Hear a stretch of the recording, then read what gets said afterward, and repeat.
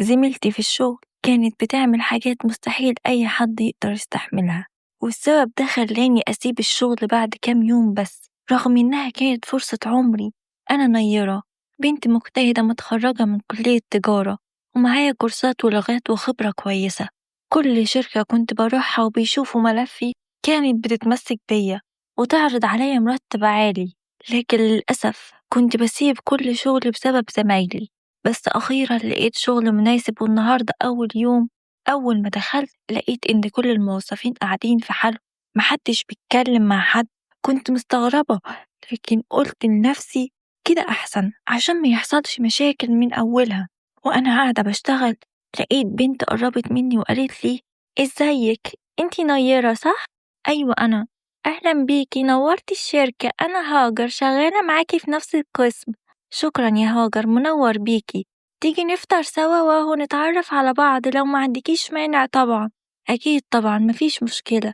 وفعلا قعدنا نفطر ونتعرف على بعض. بعد شوية دخلت بنت تانية المكتب، وأول ما قعدت حسيت بريحة غريبة جدا انتشرت في المكان، ولقيت هاجر بتقول: يا ساتر يا رب، دي ياسمين. وصلت، عرفتها والله من ريحتها من قبل ما أبص عليها. هي مين دي يا هاجر؟ بعيد عنك، دي زميلتنا لكن مكرهانا في عيشتنا. ليه بس؟ هي بتعمل ايه؟ انا مش هقولك، انتي اكيد هتعرفي بنفسك. وفعلا رفضت هاجر ان هي تقولي اي حاجة، وكنت مستغربة قوي هي ليه بتقول عليها كده. هي ممكن البنت ريحتها غريبة، بس يمكن الريحة دي مش منها وظهرت صدفة، يعني وقت ما جت قعدت معانا. وتاني يوم رحت الشغل عادي، وهاجر جت وقعدنا فطرنا زي امبارح، ولقيت برضو ياسمين جت ونفس الريحة الغريبة رجعت تاني. بصيت ليها لقيت نفس الطقم اللي كانت لابساه امبارح. قلت في نفسي أكيد صدفة يعني، أو حصل لها ظرف معرفتش تغير، رغم إن إحنا في الصيف والواحد مش طايق هدومه، ولو بإيده هيغير هدومه كل ساعة. فقالت هاجر: شفتي؟ أهي جت ونفس الريحة ظهرت تاني. بلاش نتكلم على حد يا هاجر، يمكن صدفة يا بنتي عادي يعني، مع الوقت هتعرفي إن هي مش صدفة. وتاني يوم برضو لقيت ياسمين جايب نفس الطقم، واليوم اللي بعده برضو بنفس الطقم، والريحة كل يوم كانت بتزيد وبتبقى أبشع. تقريبا فضلت تلبس اللبس أسبوع كامل، وكنا كلنا على آخرنا، رغم إن البنت كانت عشرية قوي ودمها خفيف. ده خلاني أقول يمكن دي على نيتها ومش قصدها، ومش فاهمة حاجة، بس ريحتها دي كده هتخسرها الناس من حواليها. عشان كده في يوم استجمعت شجاعتي وقلت لها: الجو حر جدا اليومين دول يا ياسمين. اه والله. عارفة، ده الواحد أول ما يروح بيحط هدومه في الغسالة على طول من كتر ما بتبقى عرقانة. أكيد انتي كمان بتعملي كده، مش أنا لوحدي صح؟ لا طبعا، أنا بقلع هدومي وبسيبهم ينشفوا على السرير والبسهم تاني. استغربت وقلت: يعني ايه بتلبسي الهدوم تاني يوم كده من غير غسيل؟ ايوه، هو كل يوم هطلع طقم جديد وهبهدل كل هدومي؟ لا، انا بلبس نفس الطقم اسبوع كامل وبعد كده اغسله والبس طقم غيره. ساعتها من كتر الصدمة افتكرت انها بتهزر، بس لقيتها بتقول: أنا متعودة على كده من زمان، عشان كده تلاقيني محافظة على كل هدومي، ولا عندي حاجة باهتة ولا حاجة مقطعة. قلت في نفسي بس ريحتهم لا تطاق، ومحدش بقى طايق يقربلك بسبب هدومك اللي انتي محافظة عليها دي. يا ريتك ما حافظت عليها يا شيخة. معرفتش أعمل معاها إيه، والمشكلة إن مكتبها لازق فيا، يعني حرفيا الريحة في وشي طول النهار، ومبقتش قادرة. حاولت ألمح لها أكتر من مرة، وجبت لها برفان ومزيل عرق هدية، بس برضو نفس الريحة هي.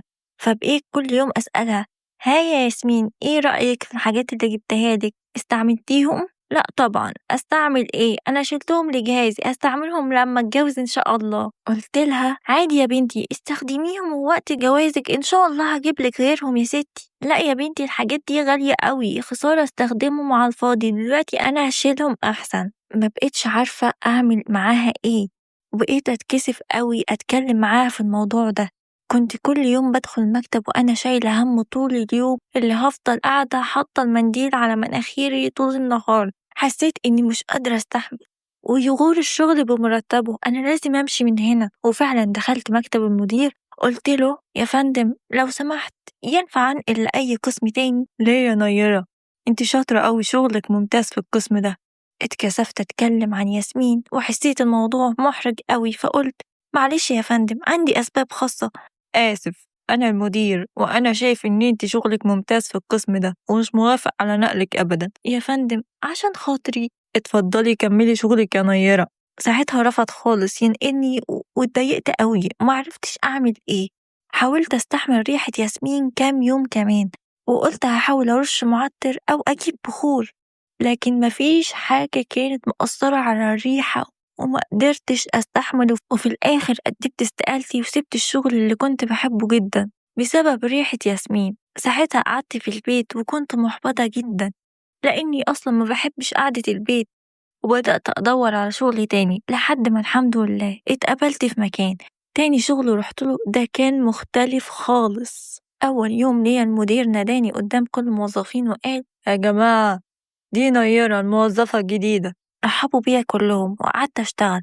كان في موظف اسمه محمود، من أول يوم لاحظت إنه كل شوية يقول إنه معهوش فلوس وإن الدنيا ضيقة معاه، رغم إنه كان راكب عربية غالية قوي ولبسه شيك جدا، بس كان دايما بيشتكي من مصاريف عياله ومراته والمرتب اللي مش بيكفي حاجة. في الحقيقة كنت مستغرباه بس مركزتش معاه وكنت مركزة جدا في شغلي. وبعد كام شهر المدير جمعنا وقال جمعتكم النهاردة يا شباب عشان الترقية الشهرية اللي انتوا عارفينها. اللي اترقت الشهر ده هي نيرة علشان مجتهدة جدا وبتقعد بعد مواعيد الشغل وكمان حققت أرباح ممتازة للشركة. بجد برافو يا نيرة وألف مبروك، انتي تستاهلي الترقية ويا رب دايما من نجاح لنجاح. فرحت جدا مش عشان الزيادة في المرتب، لكن عشان حسيت إني ما اشتغلتش على الفاضي وإني أخيرا روحت مكان اتقدرت فيه بجد، وكل زمايلي كانوا فرحانين بيا. بس فجأة محمود وقف وقال نعم، يعني ايه نيرة هي اللي تترقى وأنا لأ؟ في ايه انت، ايه مشكلتك يا محمود؟ أنا أولى منها بالترقية دي، اشمعنى يعني؟ أنا راجل متجوز وعندي عيال، هي بتصرف مرتبها على تفاهات، ليه هي تزيد وأنا لأ؟ هي بتزيد عشان هي مجتهدة وشاطرة، أما أنت للأسف محقق خسائر للشركة. يعني أنا المفروض أخصم لك أصلا مش أزودك. وبالنسبة للتفاهات اللي هي بتصرف مرتبها عليها فهي حرة إن شاء الله تجيب بيه حمام وتطيره، أنت مالكش إنك تتدخل. برضو أنا أولى منها يا فندم، ده كله ظلم. ساعتها اتعصبت أوي وقلت هو حضرتك تعرف الزيادة كام أصلا يا أستاذ محمود؟ لا معرفش، الزيادة 300 جنيه بس. قال بكل بجاحة برضو كتير عليكي، انتي هتصرفيهم على لبس ومكياج لكن أنا هصرفهم على عيالي أكل وشرب ومدارس، يعني مصاريفي أهم. المدير قال يا محمود لو سمحت ما تتدخلش في قراراتي تاني وكل واحد يرجع لشغله. دخلنا المكتب لقيت محمود بيقول لي بما انك اترقيتي بقى عازمين على الفطار. قلت له ماشي مفيش مشكلة. فقال لي أنا مش عايز فول وطعمية النهاردة، أنا عايز أفطر شاورما فراخ وشاورما لحمة. واحد من زمايلنا قال إحنا لسه الصبح يا محمود، شاورما إيه اللي هتفطر بيها، ما أنت كل يوم بتفطر فول وطعمية عادي. قلت له خلاص يا جماعة عادي، أنا هجيب اللي انتم عايزينه.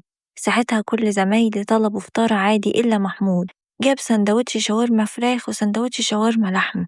دفعت حساب كله وقلت خلاص مش مشكلة أهو ما يحطنيش في دماغه. تاني يوم لقيته موزع جاتوه على الشركة كلها بمناسبة خطوبة أخوه، ولما جه عندي عداني وما ادانيش. زميلتنا قالت يا محمود نسيت تدي نيرة جاتوه. لا أنا عامل حساب الكل إلا هي. ليه بس يا محمود اشمعنى هي؟ هي معاها فلوس مش محتاجة الجاتوه بتاعي، تقدر تجيب لنفسها دستة بمرتبها. بس يا ابني دي لسه عازماك امبارح على شاورما. أنا حر أعزم اللي أنا عايزه وما أعزمش اللي أنا عايزه. ساعتها بصراحة اتضايقت جدا لكن قررت أتجاهله وما ركزش معاه. بس بعد فترة لقيته جاي عندي مكتبه وقال لي نيرة أنا عايز أكلمك في موضوع. خير يا أستاذ محمود؟ أنا محتاج 5000 جنيه سلف. نعم زي ما سمعتي. معلش أنا معيش المبلغ ده، وحتى لو معايا إحنا حلقتنا سطحية يعني، وإنت عندك صحابك هنا بيشتغلوا معانا استلف من أي حد منهم، اشمعنى أنا يعني؟ دول رجالة شقيانة وراهم مسؤوليات لكن انتي مش وراكي حاجة مهمة، وخسارة فيكي الفلوس اللي بتجيلك دي، أنا أولى بيها. انت بتقول إيه؟ زي ما سمعتِ كده، ولو عايزة تكمّلي في الشركة دي ادّيني نُص مرتّبِك كل شهر بدل ما هاحطِّك في دماغي. هي وصلت لتحطّيني في دماغك؟ آه، وهاقرفِك وهاخلّيكِ تطردي من هنا. إزاي بقى إن شاء الله؟ هاقول للكل إنِّك حرامية وبتسرقي حاجات من المكتب وأعمل لِك مشاكل وأخلّي سيرتِك على كل لسان. وقفت قدّامه وقُلت: أنت بجد إنسان بِجِح ومستفز، مستكتر عليّا تعبي وشقاية وعايزه ليك رغم إن أنت راكب عربية مش معايا أصلًا، بس برضه شايف إنك مظلوم وإني باخد أكتر منك؟ آه، وأنا قُلت اللي عندي، قدامِك ساعتين تفكّري في الموضوع. ساعتها افتكرت إنه طول عمره بتاع مشاكل كل شوية داخل في خناقة مع حد شكل، والأوحش بقى إن الموظفين كانوا بيحبوا القيل والقال. عرفت وقتها إن أي إشاعة ممكن تنتشر في دقيقة وهتخلي سمعتي زي الزفت. رجعت البيت فضلت أفكر طول الليل، وفي اليوم اللي بعده قدمت استقالتي. سبت الشغل وأنا زعلانة جدا، وقعدت أتنقل من شغل لشغل لحد ما روحت شغل أخيرا كان كل اللي فيه محترمين وكويسين. بعد كده فهمت إن أنا مستحيل ألاقي شغل كامل من كله. أي شغل هيبقى فيه عيوب، وأي حاجة تتعاملي فيها مع الناس هيبقى فيها عيوب. أنا نفسي ممكن يبقى عندي عيوب في الشغل، لكن في عيوب نقدر نستحملها وفي عيوب لأ.